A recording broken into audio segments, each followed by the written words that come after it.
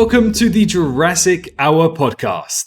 Today on episode 1, we are joined with Cinematic Jurassic, who is a massive fan of not just Jurassic, but also movies in general. Introduce yourself.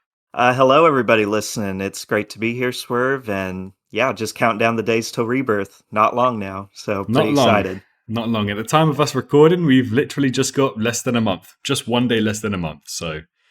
Time's flying by. I remember when it was first announced. What was it, February 2024?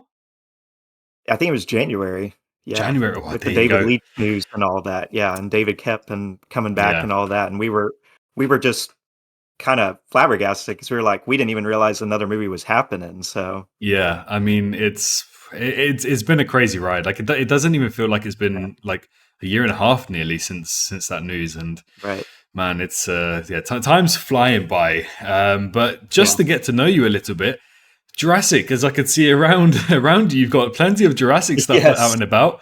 So tell me about your fandom stuff with Jurassic. How did you get into the franchise? Well, I've always been a pretty big fan of dinosaurs and paleontology in general. So I grew up watching things like Disney's Dinosaur and the Land Before Time movies. So that kind of started my gradual love of dinosaurs. And then eventually, of course, like many people who grew up loving dinosaurs, it upgraded Jurassic Park. And that kind of just changed everything for me. You know, that made me want to not only be a paleontologist, which is what I'm currently pursuing in my academic career, but also just started kind of, along with Star Wars, my love of movies in general, just filmmaking. So it was a really big deal for me growing up as a 5-6-year-old kid watching it on VHS for the first time. I can vividly remember, and I actually have my original VHS copy of Jurassic Park back there that got me into the franchise. So I've just been a fan ever since. It's my favorite movie, my favorite franchise, and glad to see it still going on. Fair enough. Yeah, it sounds good. Yeah. But you said Jurassic Park's your favorite movie, right? The first one? Okay. Yes. Besides the first one, which 99.9% of people say is their favorite, which one would be your favorite out of the other 5? Oh, The Lost World. Lost World, definitely. I am a massive Lost World fan. I will defend that movie till the day I die. I love it. I love it. I think you're talking to probably the wrong person here because it's my second least favorite. Fallen Kingdom's a little bit just below it, but it has that'll be a debate for another day. Yeah. Oh, for sure. It definitely has its moments. I still enjoy it. You know, that's the whole point why I love this franchise, because like every single movie for me has not been a letdown. Like I don't like Fallen Kingdom per se, like when I put to the rest of the movies, but overall, just for movie's sake, honestly, every single movie has been enjoyable. And I know there's some Jurassic fans out there who will say they're let down by the recent 2 and everything of the sort. But for me, why I love the franchise and why I fell in love with it is because I never felt let down. Jurassic Park starts off strong. The Lost World Jurassic Park was also fun. Jurassic Park 3, I cherish in my heart because born in 2001... That is a guilty pleasure for me. Yeah, I think it's everyone's guilty pleasure. I know some people out there, I know they won't say it, but I think it's everyone's guilty pleasure, Jurassic Park 3. So, but for me, I grew up with Jurassic Park 3, so it's always had a very safe space in my heart. Jurassic World was a great reboot, and Fallen Kingdom is out there, and I feel like Fallen Kingdom is one of those movies where it's not critically well, but once you enjoy this franchise and you understand the lore and you get into it a little bit more, you start to think, you know what, I like it. It's not as bad as some people make it out to be, and for me, it's kind of funny that you bring it up because Fallen Kingdom is actually my favorite of the World trilogy. No way. Which I know is an unpopular opinion. So yeah. Oh yeah. I mean, that's the thing. Like, I've seen people either love it or I've seen people either hate it, and that's why I feel so out of place because I feel like I'm in the middle. I don't hate it, I don't love it, but every time I watch it, I feel something with it. And it gets better bit by bit. And then Jurassic World Dominion. I know we've had our moments with Dominion. So, you with the Lost World is probably me with Dominion. But for me, it's like that's everything I imagined the movie to be. So that's why I enjoyed it so much. And it's that every movie, 6 movies, fantastic. You got Battle of Big Rock in there as well, which was sublime. If you want to count that as a movie, I think it's up there in the top 3. Like, I have to shuffle it around a bit. I would say if you count that as a movie, I think that's the best of the world movies. Is Battle of Big Rock. Yeah, I mean, honestly, I'd be brave enough to even say that. Mm-hmm. So, sure. So we have 6 movies currently. But the elephant in the room is that we have a 7th on the way. That can't be ignored. And Jurassic World Rebirth is literally just less than a month now. So far, it looks good. A bit too spoilery for my liking. I feel like the marketing has followed Fallen Kingdoms. I don't know if you're around for that. It's kind of funny you say that, because I feel like up until really recently, the marketing for this movie has actually been really good, because between that first trailer and second trailer, we weren't really getting a lot of anything. And I liked that. I thought that was refreshing that we weren't seeing a lot of the movie. And then since that second trailer came out, it's been nothing but showing all the movie. And it's like, okay, maybe we shouldn't have begged for that second trailer. I was fine with just the first trailer. So no, I completely get that. Like, I wanted a little bit more. I wanted, some TV spots here and there, maybe a tickets on sale trailer, that type of thing. Stuff that like Marvel, Disney, all of those other companies typically do. But for me, like Fallen Kingdoms marketing, that was when I started to get into the franchise like properly.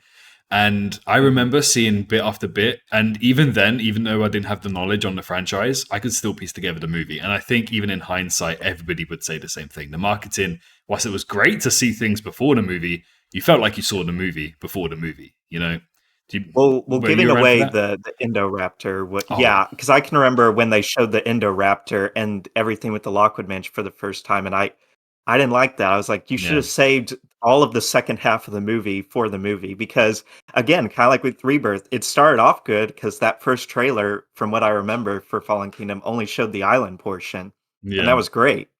But then it seems like, kind of like with Rebirth, they couldn't help themselves from showing more of the movie. Like, But that's the thing, because I thought they would learn from their mistakes, because in Dominion, I feel like they did a much better job. Like in Dominion, I remember people saying, "Oh, they're spoiling the movie." And then after the movie came out, I went back to their tweets, and what they thought was going to happen because of those spoilers that they claimed didn't happen. So in hindsight, it's like they didn't really spoil it. It's just you kind of thought you knew something, but you didn't. And I kind of like that, because then it kind of opened up the possibility of having like multiple storylines in Dominion. And, that's, again, I think that's probably why I ended up enjoying it, because I thought this was going to happen. And then I kind of thought, logically, this should happen. And then there was another story I was also thinking. And one of them did eventually come true, with the locusts and the two groups coming together.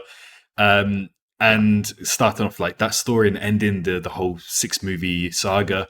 But then like I realized it wasn't really that spoilery. So like, I don't know about you, but we kind of knew Rebirth was going to happen in 2019, the news kind of broke. And then it was quite obvious in 2022 that there was going to be another one after Dominion. So ever since like Dominion's marketing, I was hoping Rebirths would be like Dominions. Yeah, I mean, I'll give credit where credit's due. Even though I don't like the movie, I will admit Dominion's marketing was great. They didn't show too much of the movie, and I think that's why a lot of people like you and me who liked and disliked it felt the way we did, is because we had sort of certain expectations going into the movie that the trailers didn't show. So, and you're right, you would think that Rebirth would follow in the same steps, and again, I felt like they had. But for whatever reason, since that second trailer, I feel like they've overcorrected and showed too much. And the fact that they're still kind of, I don't know if you saw Best in Slot's recent video, but he pointed out they're still making changes on the fly. Like, and it does kind of worry me a little bit, because I liked the look of the first trailer more, and it seems like that blue filter from the World Trilogy is coming back that I cannot stand. I'm like, why? Why? So it does kind of worry me a little bit, but I'm still excited for the movie regardless of how much is being shown. So, well, I mean, I recently made a video today. I don't know if you've had the time to watch it. I literally uploaded like three hours ago or something. But it's like in that TV spot, I kind of said how annoyed I am, because one scene specifically, I don't know if you saw the one with the Quetzalcoatlus, the recent TV spot. came out a few days ago. Oh yeah, yeah, Yeah, I've seen I that. don't know if you spotted, but there's kind of a big spoiler in that scene with the Quetzalcoatlus and a certain somebody. Yeah, I don't want to I'm gonna spoil have to go anything. back and rewatch it. Yeah, Okay, but in my breakdown, I yeah. basically said that they spoiled something that's like very important and actually had the fans thinking. I was literally preparing a video about a certain character as well, and then this TV Mhm. spot came out, and then it's kind of obvious. So when in terms of spoiling stuff, I feel like Rebirth is kind of digging into the Fallen Kingdom era, and it's kind of Yeah, upsetting to see because it is. Yeah. personally for me, it's a little bit harder to work out how Rebirth will specifically end compared to Fallen Kingdom and Dominion. I felt like I worked that out quite Mhm. easily. So I will give Yeah. credit to that, but I feel like you kind of know how the story is going to go. The first like 30 minutes will be them in New York getting Zora and Henry together. Then they fly to Right. Senegal and they speak to Duncan and they get the crew together. They go to Saint Hubert, which is the island, and then I think they'll get the Titanosaurus first, and then the Mosasaurus, and then or the Quetzalcoatlus, and then the Mosasaurus will be last. Yeah. Shipwrecks them back to the island, and then the whole D-Rex situation, escape from the island. And the thing is, at this point in time, I know there's been comments that a trilogy seems likely, but at this point in time, Mhm. you have to treat it as a single solo movie, and Yeah. that's where I, you kind of I've realize always, it's easier to work out. yeah, I've kind of been viewing Rebirth as sort of what I like to call a test movie. This is Mm, sort of a test to see whether the franchise can continue yeah, post Dominion, like whether it has legs. Like certain things, like Kingdom of the Planet of the Apes, Alien Romulus, Prey. Those like a were all kind merge of sort of altogether.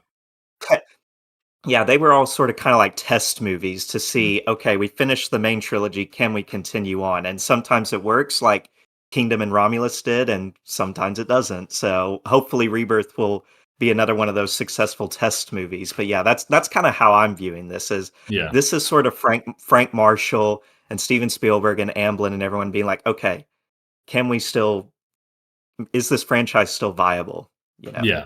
Well, I mean, Jurassic is quote unquote the only viable franchise out there when you look at the numbers, because I think it's the Right. only expanded movie universe franchise that's grossed $1 billion Mhm. per movie, and that just can't be ignored. And I think I Rebirth will think you're have to right. probably, yeah, like I know Frozen technically also has, but they're not Mhm. considered as an expanded universe. Like Marvel, Yeah. DC, Star Wars, Yeah. extra external stuff away from the movies. So Jurassic is Mhm. like the only one. And when you piece like the money that they probably got from Netflix, from Camp Cretaceous and Chaos Theory, the YouTube revenue on the Battle of Big Rock and the prologue short film, you know, you look at Rebirth and you're wondering how much money does it need to make? And I think it's like Mm. 900 million at least to keep Yeah. that chain of 1 billion per movie on average. Right. So it's not impossible. So that's why I No. want. But it gets difficult because there's loads of other factors that the other movies didn't have to deal with, and we're gonna have to get into that. We'll get into that a little bit later. For sure. But For the sure. the question is, how much do you think that Rebirth is actually going to gross? Like, do you think it will flop, or do you think it will actually be successful and keep that tagline? Well, I kind of and I hate saying this as a fan, but I just have to be realistic. I kind of go by what the trajectory has been with Hmm. every film since Jurassic World, and each film has grossed a little over, a little under 300 million less than the previous one.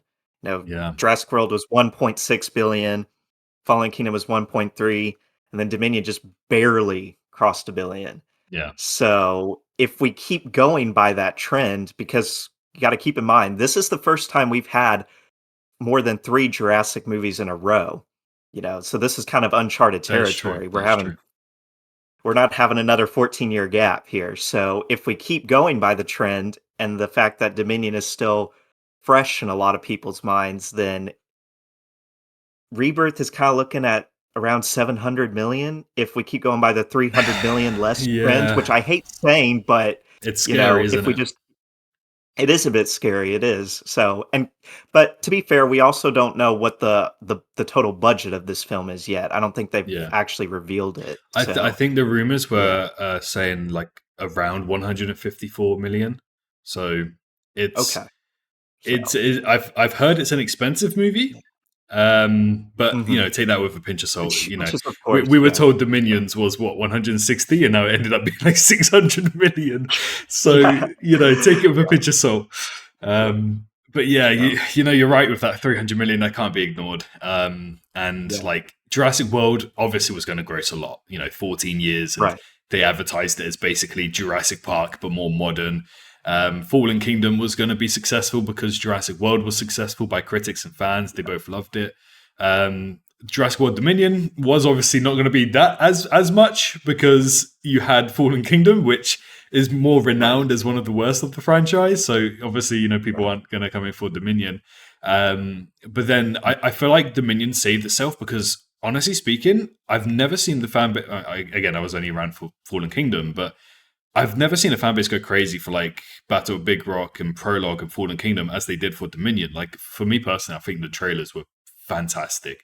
I think the scenes that we got to see and everything leading up to it, the cinematography that was shown, I felt like that probably definitely saved a few million for the movie, like having people come and see it because of how good it just looked in the trailer.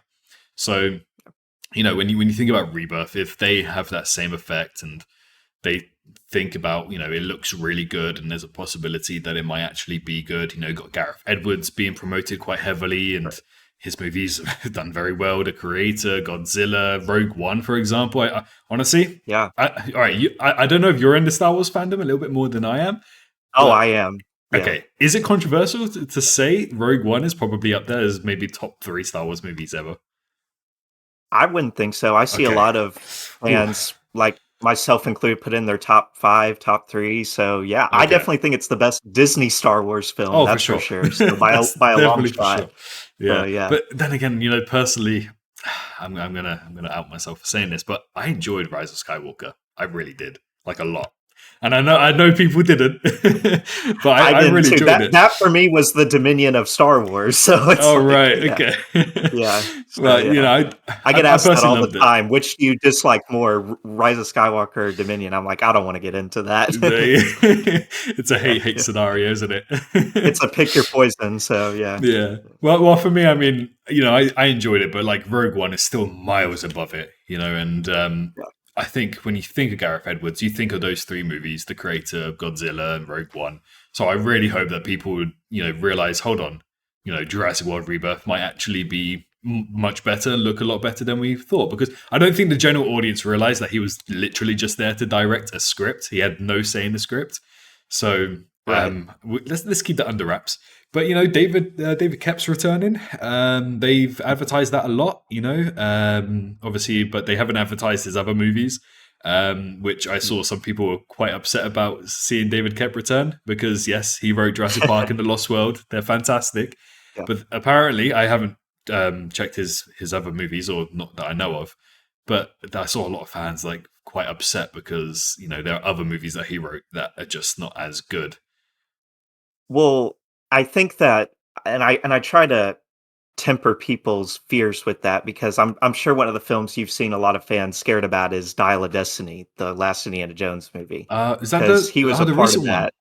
Oh, yeah, I liked it. Yeah, and I liked it. And well, a lot of people did not, and his name was associated with that movie, and I think that a lot of people's fears about him being on Rebirth are based on Dial of Destiny, and I keep trying to calm them and say, Dial of Destiny had a very troubled production, and basically Koepp wrote the first draft when Spielberg was there, and then when Spielberg left, Koepp left. So I try to tell people, don't be scared for Rebirth because of Dial of Destiny, Right. So. Okay.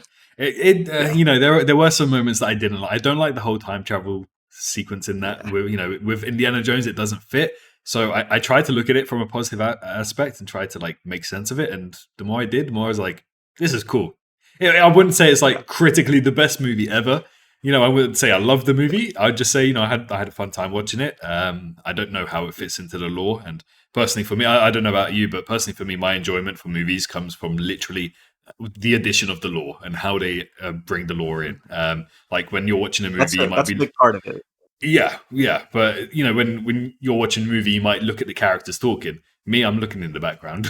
I'm looking at anything, like any detail I could spot out to make more sense of the story and stuff like that. That actually might be why I like Jurassic World Dominion a lot, because I think that's the most lore-heavy movie of the franchise. So, but yeah, that, Rebirth, like, it's 700 million is a scary number. It sounds big, give me 700 million, I'd love it. I'd live happy.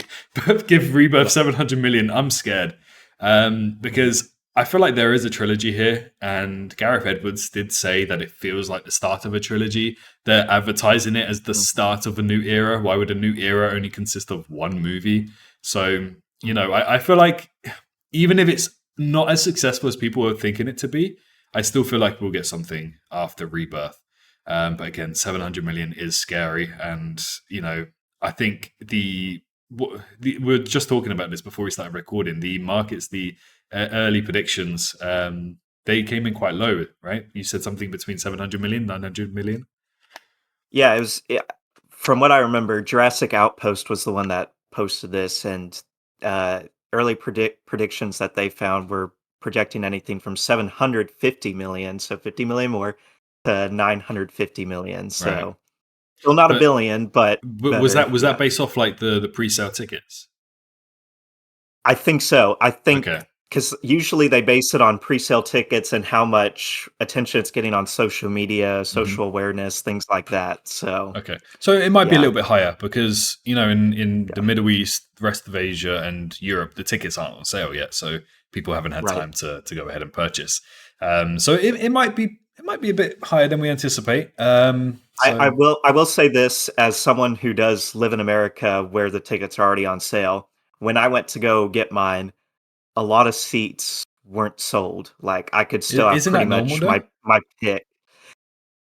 You would think so, but on sites like Fandango and Cinemark, where we are here in America, when a movie goes on pre-sale, tickets usually go out pretty fast, especially if it's for a big movie. So for me to see that it's still relatively empty and I can choose wherever I want, it is a bit concerning, especially when we're only a month away. I know, I'm just being realistic, like granted, maybe it'll sell out more once we get closer to the movie, but the fact that we're less than a month away and I still can kind of pick wherever I want is a bit concerning, I won't lie. So because when I was in the UK and I was looking at I think it was Doctor Strange 2, I went opening night, which was Thursday. It was Thursday night. No, it was Thursday day, not the night. And there was maybe like 6-7 other people in the whole cinema with me. And then I went because I thought, I really enjoyed it and I liked the whole multiverse aspect. And my dad's a massive Marvel fan, so I went to watch it with him on the weekend. We couldn't get tickets. Like everywhere else was sold out. And then I had my mother visit me recently, and we went to watch Thunderbolts, and there was maybe about 10 other people, 15 other people in this cinema. And then she flew back home, and she went to watch Thunderbolts with my father. And this was, bear in mind, this is like 6 weeks, 5. How long has it been since Thunderbolts? I can't remember. No, but probably about 3 weeks after release or something, 4 weeks. Yeah. They went to go see it. First week of May, yeah. First week of May. So they. Oh no. Okay, so it's a long time. Okay, so yeah, maybe about 4 to 5 weeks after they went to go see it, and the cinema was packed. They said they got one of the last 5 tickets. So it happens, but again, it gets scary because Thunderbolts doesn't really have that much of a competition at this point in time. Maybe Lilo and Stitch, Mission Impossible in the later stages. But Rebirth, they have two giants to deal with. Yeah, Fantastic Four and Superman. Now, those two names straight away are scary. And I'm really baffled by that decision because June has always kind of been Jurassic's month to shine. So when I heard the movie was coming out in July, kind of like, what are you doing, Frank Marshall? Like, you're putting it against Superman and Fantastic Four. Like, was Superman and Fantastic Four announced before Rebirth, like when they would release? I know Fantastic Four was because they would have had it on the Phase 5 slate or something. I think that Superman had that July 11th slot for a while now. Okay. So actually, then Rebirth would have been the last one to be announced then. But I understand July 2nd to capitalize on like 4th of July weekend. I get it, but surely you want at least like 2 weeks to stay strong, like very strong. So Yeah. do like release the week before July 4th, and then July 4th comes around, you get an influx of people coming in for that. But maybe they wanted to book it in so the other giants don't book that one in. There's so many Maybe. factors. And I know that Universal put How to Train Your Dragon in June instead of Jurassic, so that may be another reason why they Right. didn't want two of their Yeah. big movies in June. So, and to be fair to Rebirth, it is coming out on a Wednesday here instead of a Friday, so it Yeah. will have an extra 2 days to give it some breathing room. So a 5-day opening instead of a traditional 3-day. But still, Yeah. I'm like, I feel like this should be a June movie because it's Jurassic June. You know, Yeah, we just always swap How to associate. Train Your Dragon and Jurassic around. Just do that. Yeah, There yeah, must have been some kind of like constraints, because I don't know how much you know about the production of the movie, but it was so slow, and then boom, everything happened all in one go.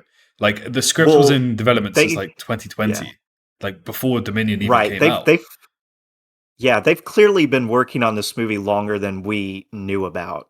Hmm. So because I remember when it was announced, and like I said, we were all just kind of taken by surprise because I was kind of expecting another 5 to 10 or 10 to 15 year Oh, wait. You really? know, Okay. yeah. I was I kind anticipating because 2025. I kind yeah, of knew that yeah, 2025 would be the be the yeah. thing. I guess I was in the minority. I just because that's what we had been used to. I was like, well, we had a trilogy, and now we're going to go through Have a another at break. least 10 year wait here. Yeah. So for me, it was a huge shock, and I'm like, yeah, they've clearly been working on this movie longer than we've known about Right. officially. Yeah. Well, yeah, So officially, definitely. As mhm. far as I'm aware, again, take it with a pinch of salt, but I believe the first instances of like not like a draft, but like a concept of a movie after Dominion was in 2020. And then I think they first started writing it in 2021, like the latter stages. And then throughout Mm. 2022, I think they were writing it in 2023. I think they were kind of like finalizing drafts and everything of the sort.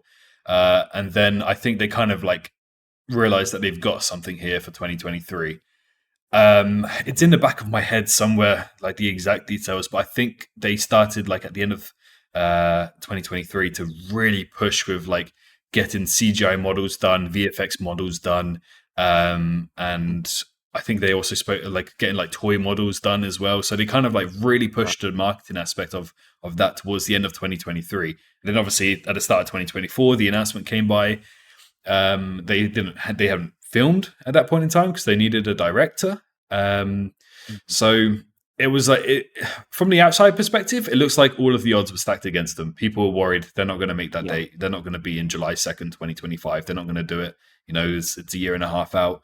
Honestly, I sat there thinking they're going to do it because before the delay with Avengers Doomsday and Secret Wars, you know, look at Doomsday. It was supposed to be filmed and completed within a year, and that's, you know, if they clearly Mhm. feel comfortable announcing that, then, and that's supposed to be a heavy, heavy, big movie.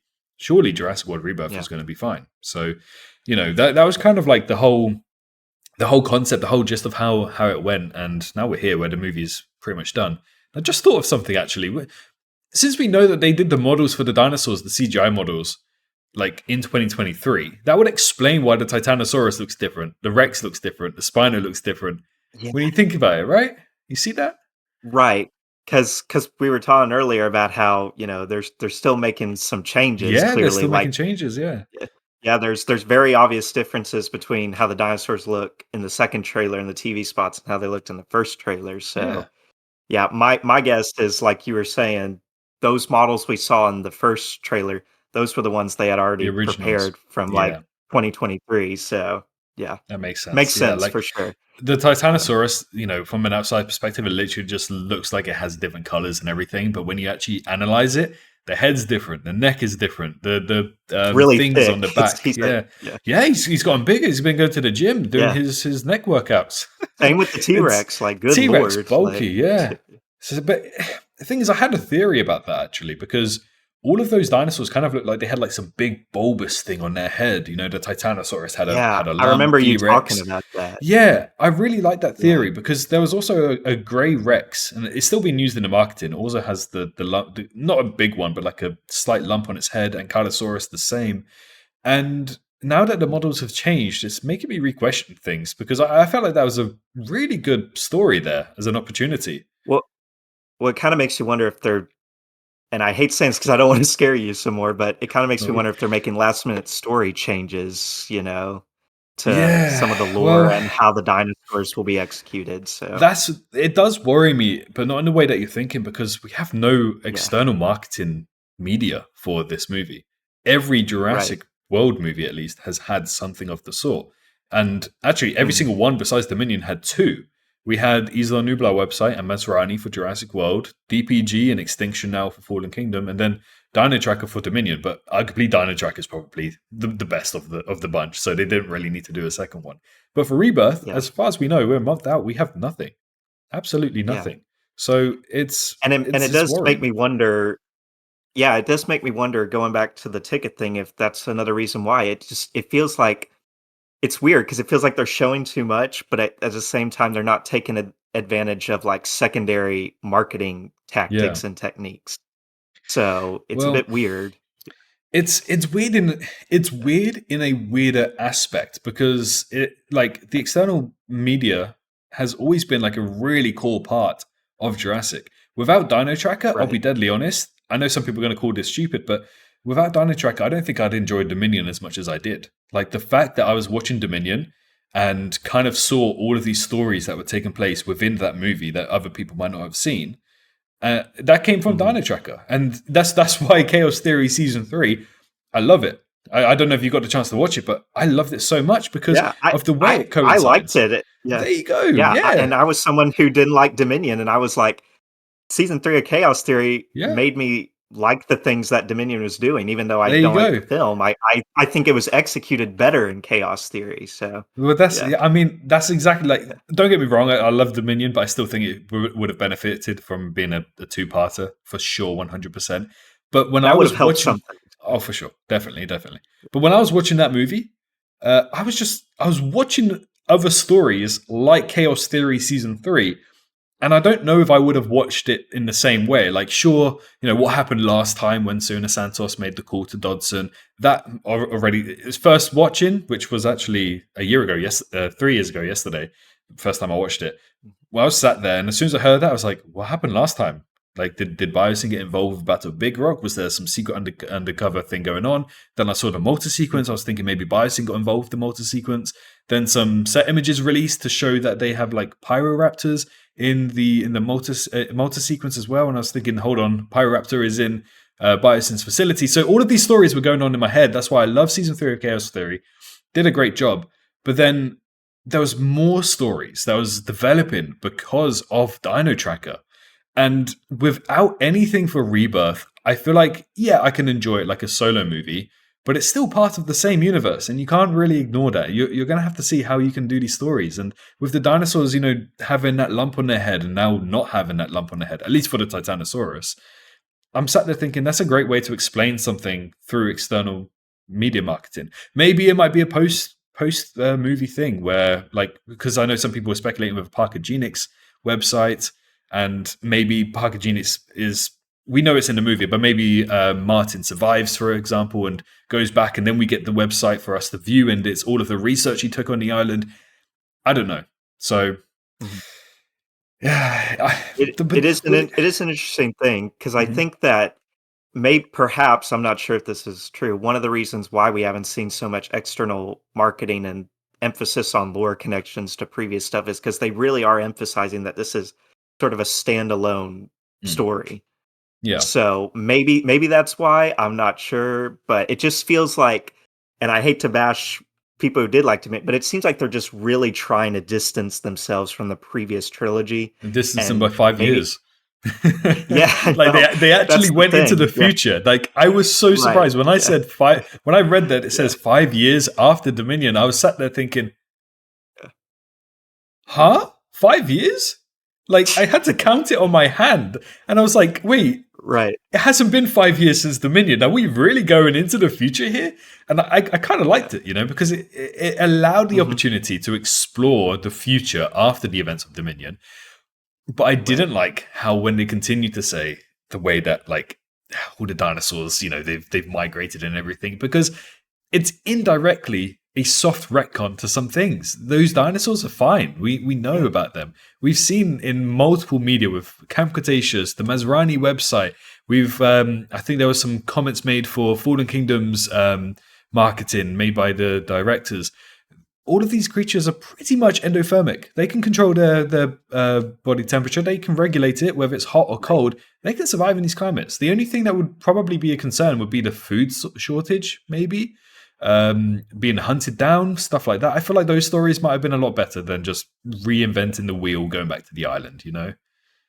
I mean, to be fair, Jurassic is known for having retcons. Like, I always bring up the JP3 Raptors, you know, those were originally meant to be a retcon of the Raptors we saw in the first two movies. That's why Alan, in his dream, he sees a male JP3 Raptor, even though he's never seen them, because those were originally intended to be a retcon. Like, these are the only Raptors that exist in the Jurassic universe. Obviously, that didn't carry through because we got. Then it's not a retcon. It's not a retcon. It doesn't go on the tally. Because I love Jurassic because of how intact it is. I'm surprised. But at the time, it was meant to be a retcon. Yeah. Wow. And same thing with Sorna looking completely different in the park and Lost World and JP3. Like, that was a retcon. Joe Donson didn't like the Redwood environment because he felt like it didn't make sense. So, we as fans have tried to find ways to justify it and connect it. But at the time, you know, they weren't really concerned with like canon and how everything fit continuity. Well, I think that pretty much goes for most movies back then during the 90s. I don't think they really had like the continuity in mind for a trilogy. And it was more of like making a critically acclaimed movie. So that's actually caught me by surprise you said that, because the whole reason why I've enjoyed Jurassic World, the Jurassic World franchise, is because of how intact it is. Like, I watch Marvel, I see retcon after retcon after retcon. I watch DC, same thing. Star Wars, same thing. For Jurassic, very minimal. In my opinion, I feel like there's next to nothing. And a lot of them, if they are retcons, very easy to explain. Like, with Marvel, it's a little bit more difficult because you have so many things to explain. They've opened up the actual multiverse, the Marvel Cinematic Multiverse. So to explain that, you need to learn about, the X-Men movies and all of that type of jazz. Yeah. But with Jurassic, it's more down to earth, so it's a lot easier to explain. And that's what I kind of like explain. Enjoyed.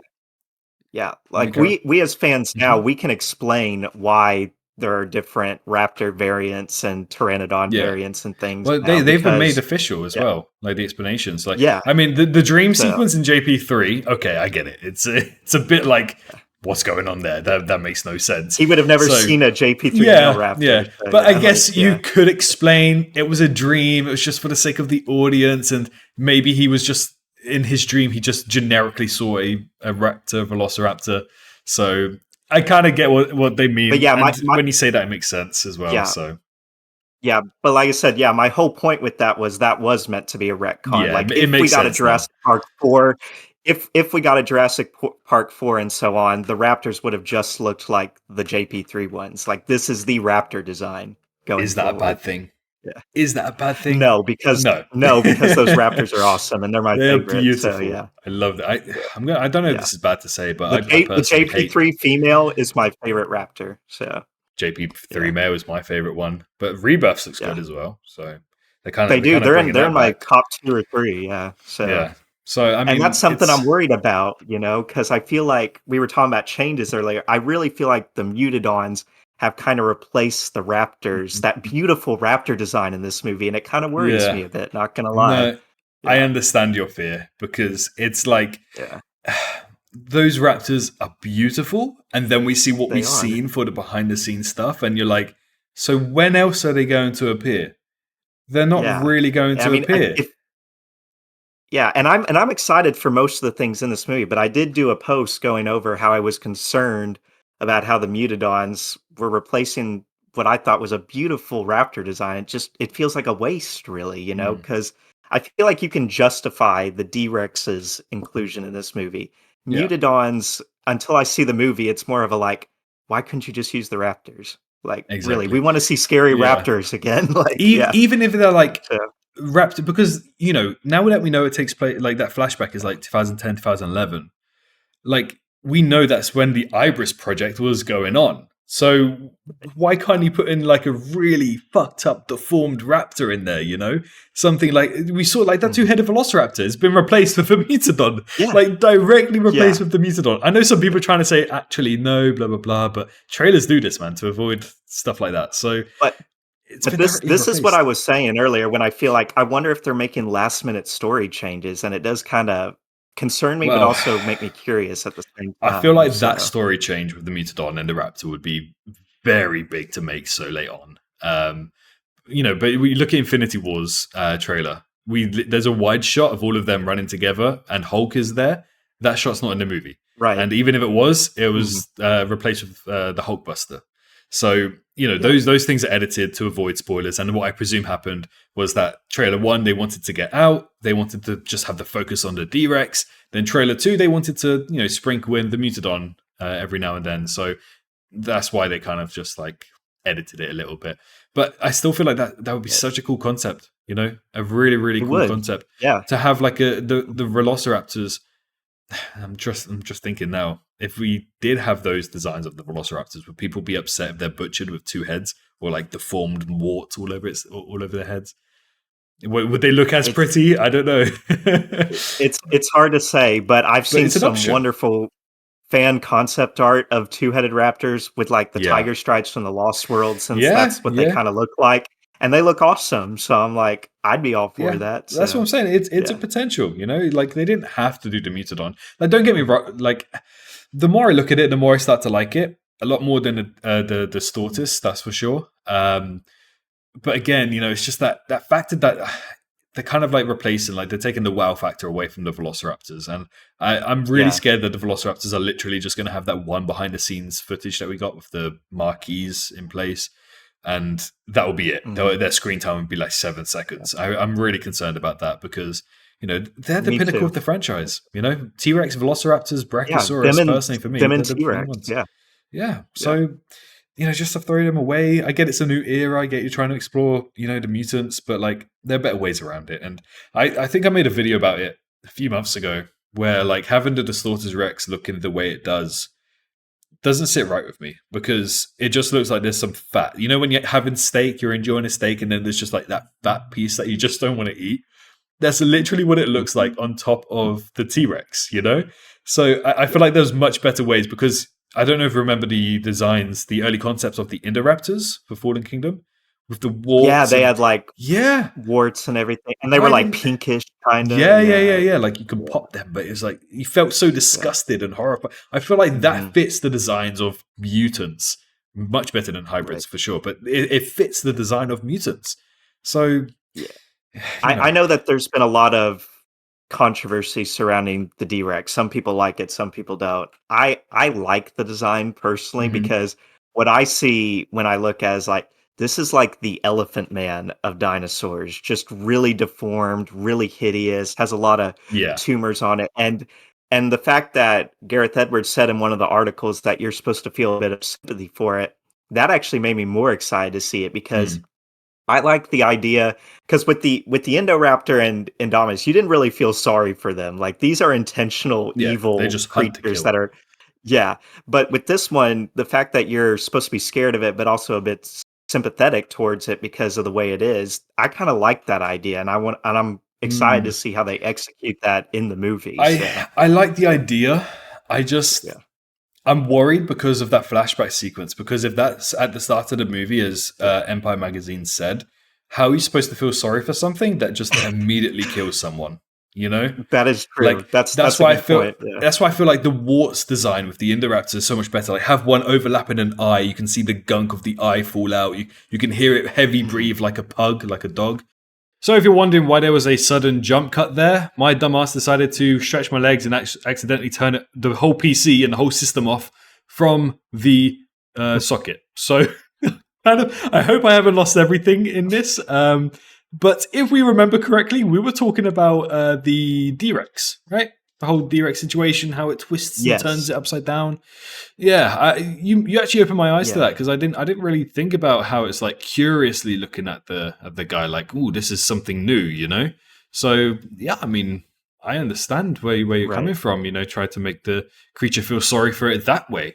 instead. You know, it's a good point. But the Mutadon, Mhm. I don't know. I don't think there's any exception to that thing. Maybe the backstory to it. That's about Yeah. it. It's a Maybe, tough one. but yeah, it doesn't look like a sympathetic creature, that's for sure. No, So, I pointed out in my breakdown today. It gives off the vibe of the Indoraptor a lot. Like the way that it yeah, like dangles from the ceiling, the way that it just chases after them and hits himself straight into the for railings. You sure. know, it's hard to feel sorry for the Mutadon. D-Rex, I get it, but he did specify the D-Rex. So Yeah, yeah, but how do you think the general yeah. audience will feel about the whole mutants and dinosaurs? Well, I can tell you just from my Instagram comments, they are not happy. Not Most of happy. them look at those things and Wow. think, "This is so stupid." Yeah, they think this granted, you gotta keep in mind, not everyone feels the way about this franchise like we as fans do. There's a lot of people who are very cynical to these movies to begin with and, think they're dumb and stupid. So they're Mm. already going in with that and looking at these mutants going, oh gosh, this franchise has just gone off the rails. These look so dumb. You know, Yeah, only the first movie was good. This franchise. So I but I get feel like you comments get that like every that time. anytime I post about the mutants all the time.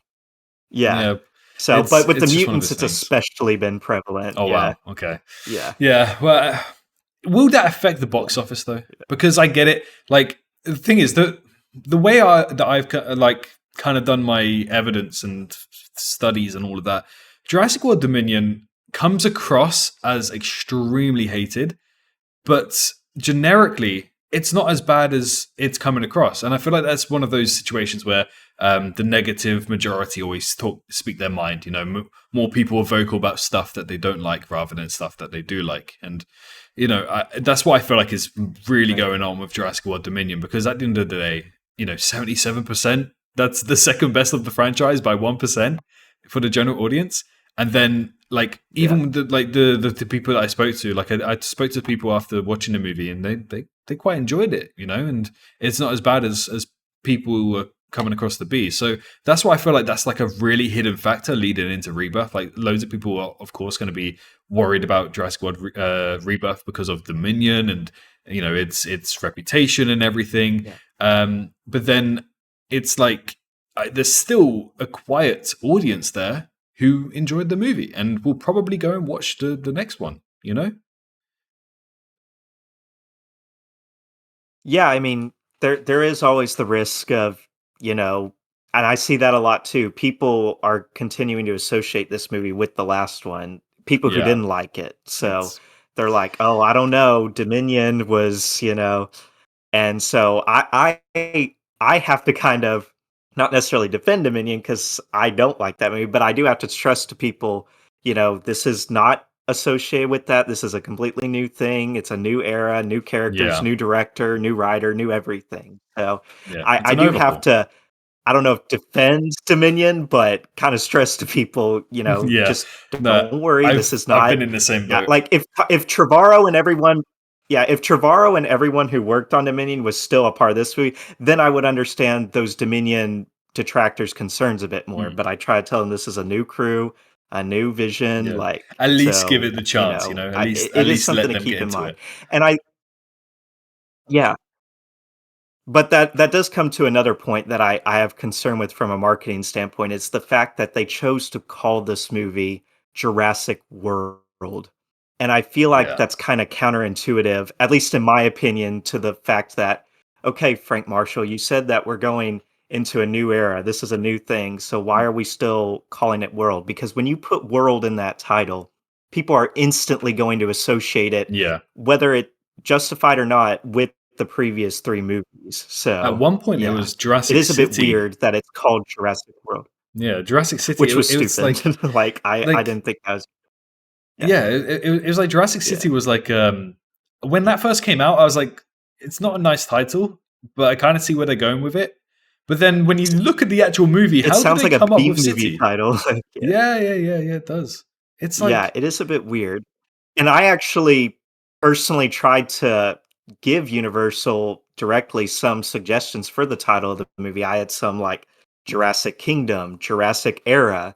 Heck, you could Mm. have just called it Jurassic Rebirth. Like, this Yeah. is the Rebirth trilogy. Yeah, that's a good But point. just keeping world in the title kind of bothers me a little bit. Like, Me from a too. marketing standpoint, I because people, remember yeah, I remember when this first happened, and I remember there was it Funko's video game or it was something of the sort, and they had the when it's like really small fine writing at the bottom of the trailers in that segment, they basically like said copyright Jurassic World franchise instead of just Jurassic World. It was Jurassic World franchise.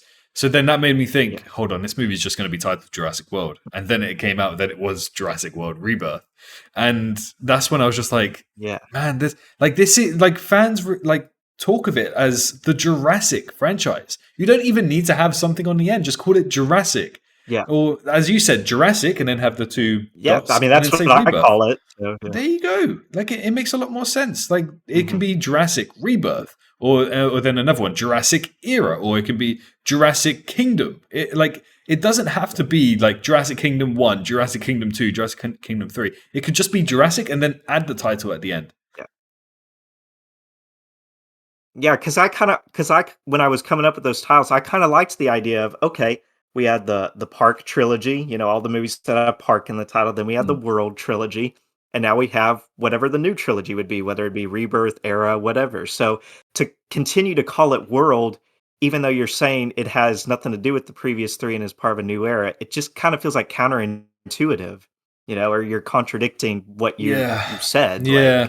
I see that. It's man, It's a bit it was a weird. strange choice. It's really Yeah. weird. For me, it was a strange choice. I don't know why they Yeah. decided to call it Jurassic World. As soon as I saw that it was called Jurassic World franchise, that's when I realized they're going to stick with that. I think they're Mhm. too scared to change the name for marketing purposes Yeah. and exposure purposes and everything of the sort, because Right. Jurassic World is now arguably more popular than That's Jurassic probably Park. why. Yeah, so it makes Yeah. sense. But like, and I think that would also contribute to having like a different box office finalization for this movie.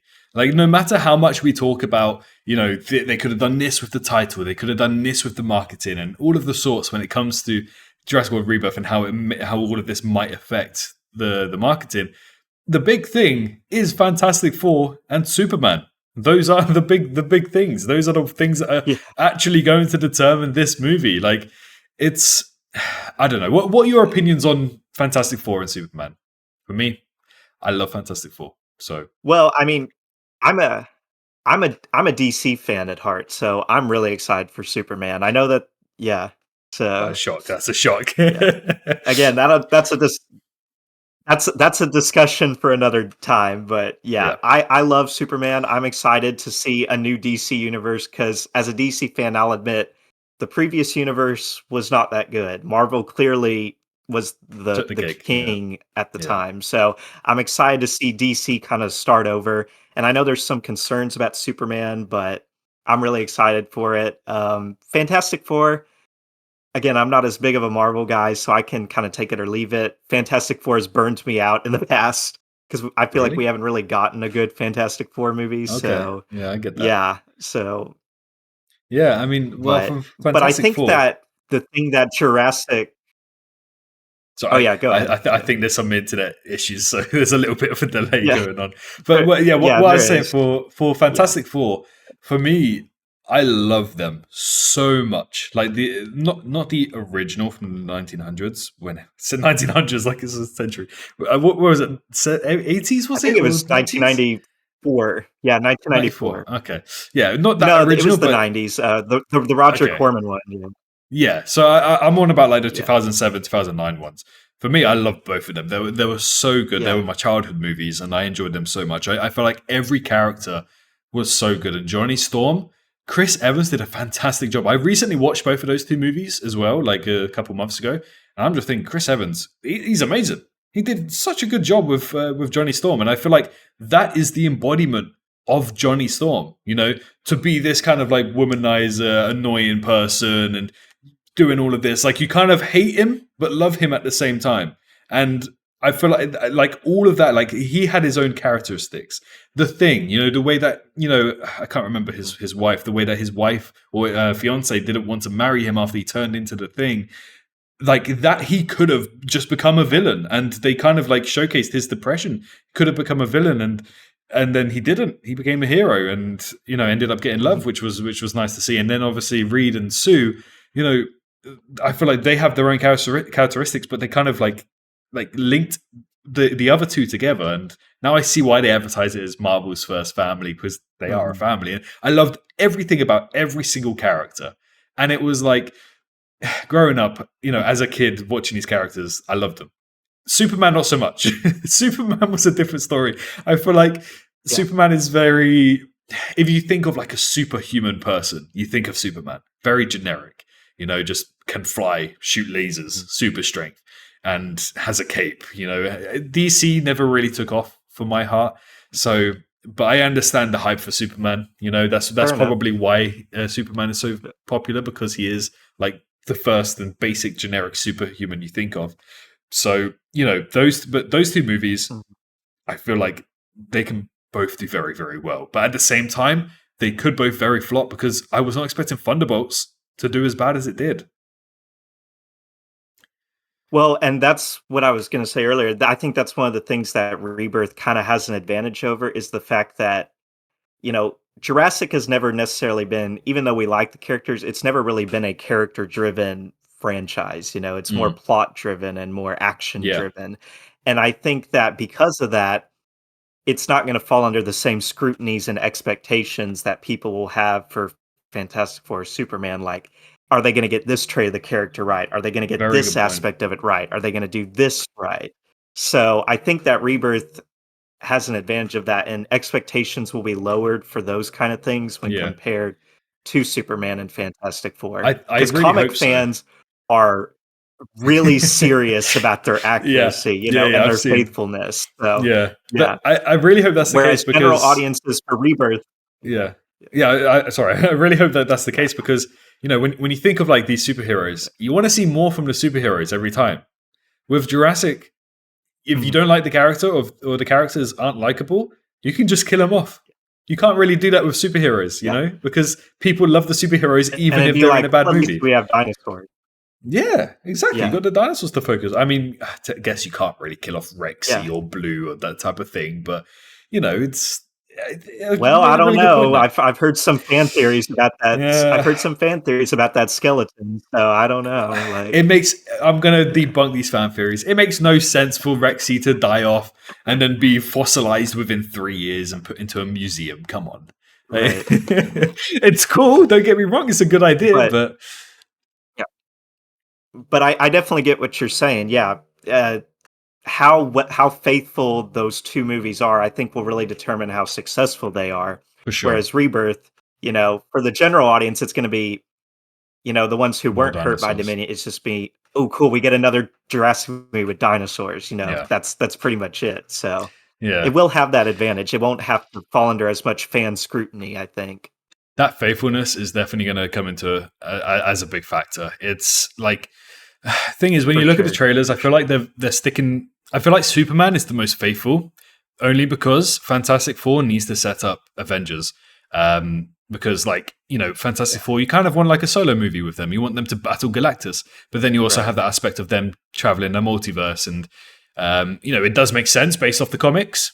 But I mean, faithfulness is in like, how much can you take from the whole series of like decades of comics into just 1 2-hour movie? How much can you do and not feel too much? Yeah. And I'm not trying to toot my horn here as a DC guy, but I will admit that is something that Superman has over Fantastic Four, is the fact that Superman's starting something fresh and new. This is a new DC universe, whereas Fantastic Four is continuing a universe that, if we're being honest, Marvel fan or not, has not really had the same impact it has since the Infinity Saga ended with Endgame. Yeah. So it Fantastic Four kind of has that going against, is the fact that the Marvel brand is not as popular or as strong as it was pre-COVID. But that's the thing, because like it at the end of the day, it is Fantastic Four. That's a big name, and I think fans will return for Fantastic Four. So I wouldn't write it off as much as we can come across. So it's It's hard to say, honestly. I don't think there's been many windows in cinematic history where you've had like three giants of Jurassic, Marvel, and DC within the space of 3 weeks. Yeah, I don't think that's ever yeah. happened. I mean, no, because the last time I can think of something like that was 2018 when you had Fallen Kingdom, and then right after it you had Incredibles 2, which was huge. I Yeah, remember both of yeah, those movies back to back, and that was a big summer 2018 with those two movies. So yeah. But it's yeah, like because I don't think Dominion had much competition in June, from what I no, no, remember. no, no, no. Yeah, It had the yeah, grace of the summer pretty much, but like, but it's not just the summer. Like that's just the summer box office we're talking about. Like we have Avatar 3 coming at the end of the year as well, yeah.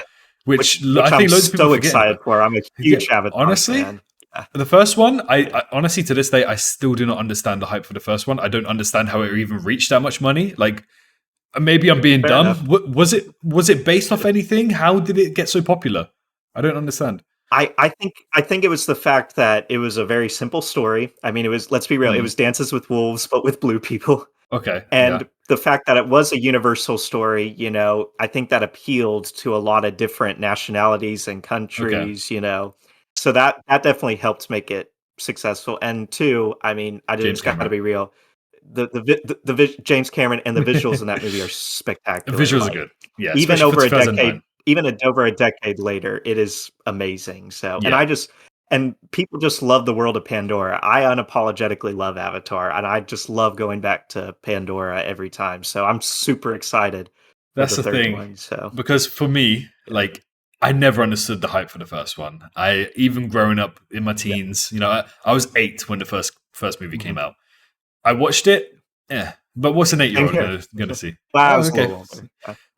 But like Yeah, you little get older. like what's an 8 year old gonna look at a movie like that? But then even through my teens, as I started to mature, I still don't get the same. I felt the same. I just don't get it. But then this second one, the first time I watched it was like a month ago or 2 months ago, roughly.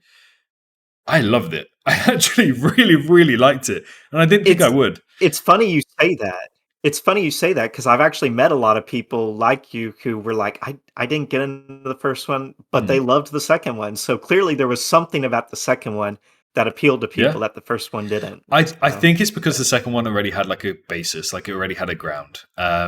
Like I know that Right. kind of takes away the idea of we want original movies kind of thing. I get that takes away the idea, but like I don't know, something about Avatar 2. I've only watched it once, and I really enjoyed it, so I'm gonna have to watch it again.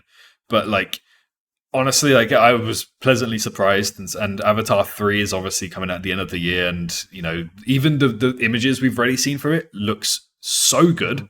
Like the visualization, they They did do. not slack on that at all. Like I get it, going from 2009 to 2024, was it, or 2023? Avatar 2.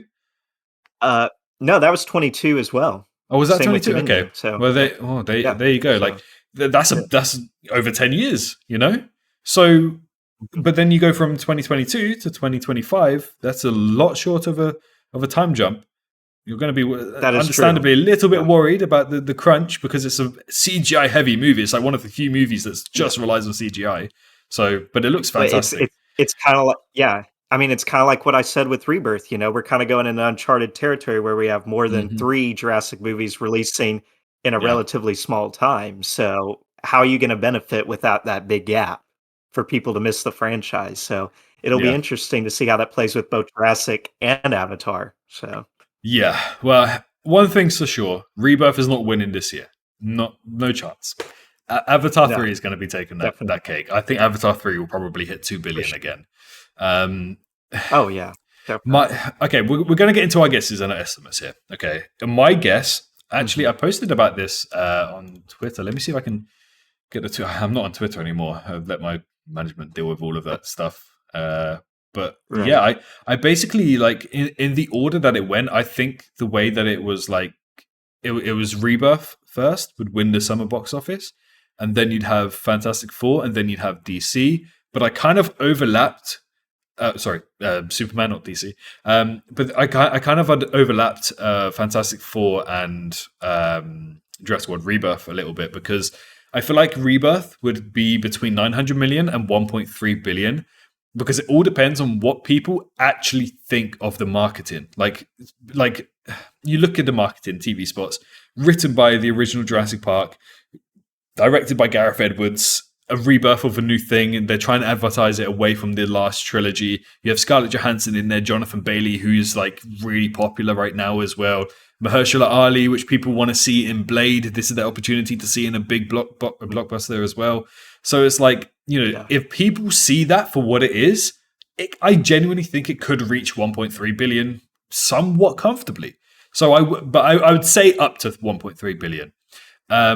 And comfortably, after our chat at the start of this podcast, man, I was scared hearing about that 700 million because, man, it makes sense to drop it by 300, but I still think it would have reached 900 million at the minimum for sure. So that's where I'd place Rebirth. But then Fantastic Four came in at the between 700 million and 950 million mark. I wouldn't write off 1 billion for Fantastic Four. Really? Wow. Yeah, I wouldn't write it off. I still think there's potential there because I think Fantastic Four has a big hidden audience. People, like, for example, this is probably like information to a lot of people. Nobody knows that I love Fantastic Four like so much. So much. I've never tweeted about it. I've never spoken about it, but I love Fantastic Four. And I see so many people, new people, saying how much they enjoyed the original movies from 2007, 2009. Now people are saying, "Oh, don't jump on the bandwagon because it's getting more popular now." But no, there's a whole new generation who grew up with Fantastic Four. Like you had your Spider-Man, you had your Wolverine, but then Fantastic Four was also in that era. I think loads of people are forgetting that. So I honestly think there's a big hidden audience to help it reach 1 billion and be successful. For Superman, I don't know.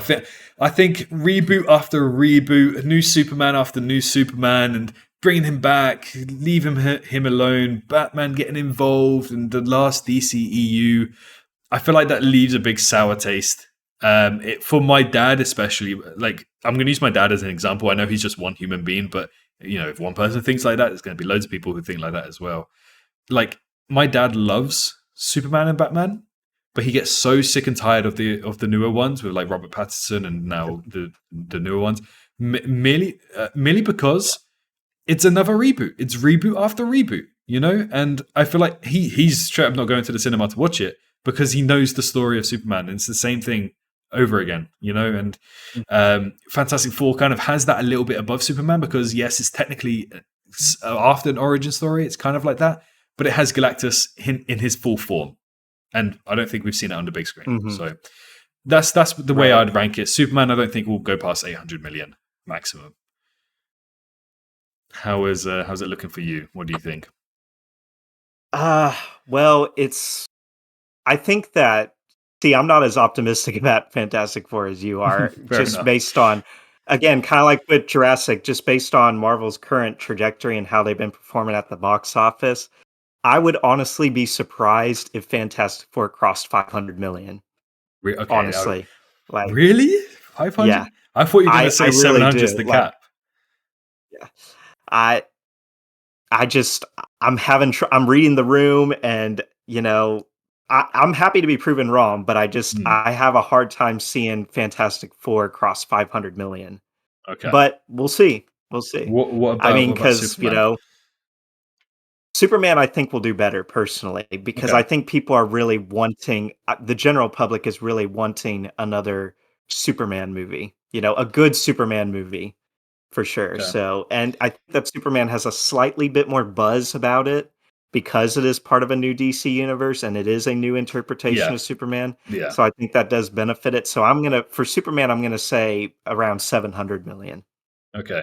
What about for Rebirth?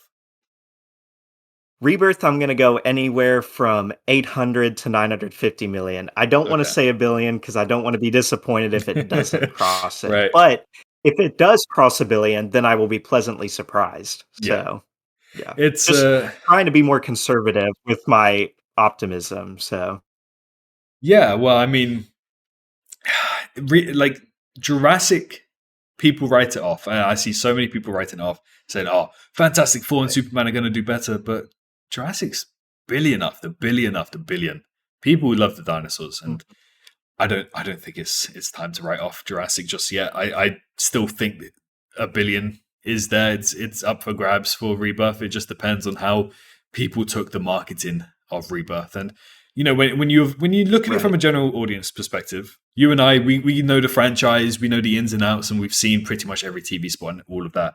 From the general audience perspective, like when you read articles or look on the news, a lot of it looks kind of good. You kind of see that it's a refresh of something that's already there. This film hasn't had any test screenings, has it? Rebirth? It has? I think so. Okay. I haven't heard anything specifically, but considering there are also rumors that June 18th is the London premiere for it, I would presume that those test screenings happened a while ago, and there may have been some more recent ones. That might be why things have changed. Come to think about it, maybe things have changed. Yeah, because that Quetzalcoatl shot. Because for some reason, because for some reason with Jurassic, you never hear a lot about test screenings. You do with other franchises, but not with Jurassic a whole lot. And granted, some films probably could have benefited from some test screenings, but for sure. That's why I'm curious if Rebirth has had any. So yeah, right. It comes to all of that. It's Rebirth looking good. I don't know. It looks a bit too dark. Like actually, the more I think about it, it makes sense because that Quetzalcoatl shot in trailer 1. The first time I saw it, it looks very dark. When I saw the Argentinasauruses, I think there's like a yellow filter over the top, and it looks like they blend into the scenery a bit too much. All of this new stuff, yes, it's got the blue filter, but the Quetzalcoatl shot is now brighter. It's not dark. It doesn't look like it's set in Jurassic Park 3's last third. The Titanosaurus stands out now as well, so it does look better. But that blue filter is there. It's slightly annoying, but I know.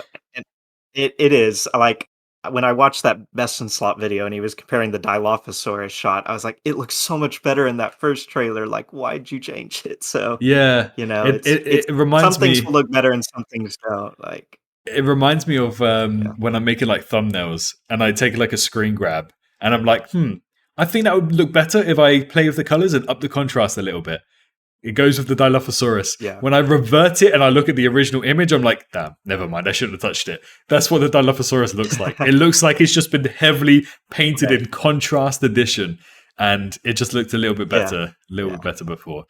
But this summer, the box office, it's crazy. Absolutely crazy. Like, we haven't even talked about F1. It's anyone's game, really. Yeah, we got other movies. Like, there's so many other things. Yeah. And... July could be anyone's game, really. Yeah. Like, you know what? I'm going to throw out there. I wouldn't be surprised if all 3 of them hit $1 billion. I wouldn't write that. I mean, we just got a hugely successful weekend with Lilo and Stitch and Mission Impossible. Yeah. Both movies did really, really well. So, I mean, maybe this will be a good summer for the box office. I certainly hope so. As someone who loves movies and loves going to the theater, I want to see people go to the movies again. So I think 2025 is just going to be a big year overall. And then we have 2026, where it should be a big year for video games with GTA 6 there. We have the World Cup as well. I don't know if you're into football, but we have the World Cup in that summer. Then we have, what else is good? We have Doomsday, Spider-Man. We have Mandalorian and Grogu as well. All of these other franchises are coming out to play. So 2025, 2026 is going to be massive. I think we've covered pretty much everything in today's podcast because it's mainly how well will Rebirth perform. So one final question to wrap this all up. Yes or no, do you think Jurassic World Rebirth is going to flop, quote unquote? No, I don't think it's going to flop. No chance. No. It's Jurassic. I have a hard time ever seeing a Jurassic movie from this point forward ever actually flopping. Maybe not crossing $1 billion, sure, but underperforming, maybe, but outright flopping or bombing, no, I just don't see that happening. I think the lowest that Rebirth will go is 650. People love dinosaurs. They love it. Yeah. They love dinosaurs, We got to remember that. People love dinosaurs. Yeah. 650 is the lowest. I know I said between 900 and 1.3 billion, but if I'm wrong, I don't think it's going lower than 650. Like, people turn up. That was literally the budget of Dominion. So, but anyways, Thank you so much for popping by on the podcast today. This is actually episode 1, so thanks for being a part of the first episode. Hopefully, there's more to come. And one thing it's strange to even say, but our predictions we'll know if we're right or wrong in less than 2 months from now. We'll know for all of the movies. So it's crazy to even say that, but yeah. If you guys who are watching and you got to the end of this video, we'll be leaving Cinematic Jurassic's stuff right at the bottom. I think you mainly post on Instagram, right? You have other social medias though as well? Yeah, I mostly am on Instagram, but you can also find me on YouTube and TikTok as well. So. Gotcha. For sure. So yeah, be sure to comment any thoughts. Again, this is episode 1, so let me know in the comments. Anybody else you want to jump on the podcast with? There's loads of topics this year. We've got Rebirth, we've got other movies, we've got I'm trying to forget.